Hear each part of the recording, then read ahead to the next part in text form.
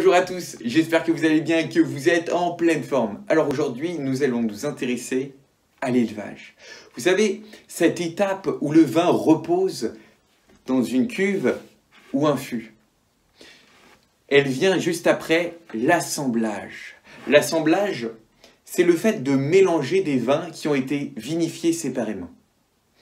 Alors maintenant, à quoi déjà ça sert l'élevage? Pourquoi est-ce qu'on va élever des vins?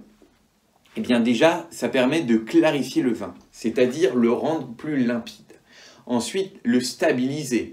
Et après, il y a un effet qu'on appelle la polymérisation. Alors, c'est quoi la polymérisation?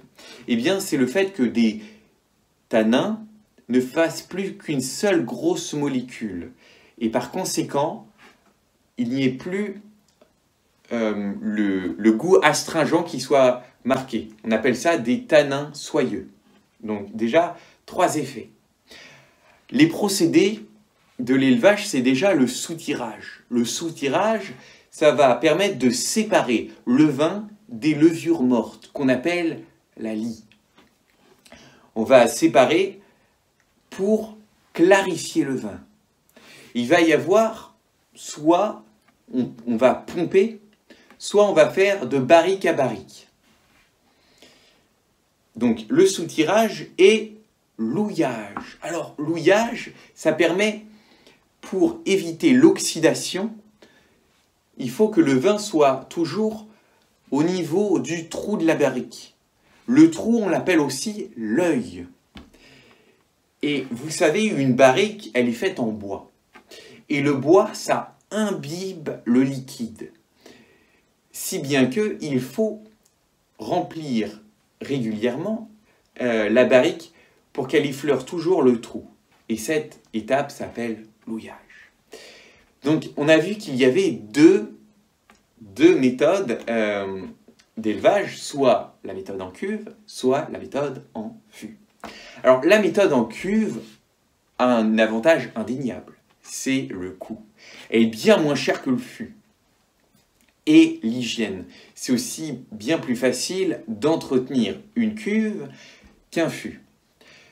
L'inconvénient peut-être, ça serait la clarification est plus lente et il peut y avoir des gouttes réduits. Le fût, quant à lui, est à un volume plus réduit. Donc la clarification peut se faire plus rapidement et il peut y avoir des arômes qui peuvent venir s'ajouter au vin. Les inconvénients, vous l'aurez deviné, ça va être le coût. Et aussi, on en a parlé avec l'houillage, une évaporation, on parle d'une perte généralement d'environ 3% d'évaporation avec le bois. Donc voilà, pour à peu près, pour le fût et la cuve.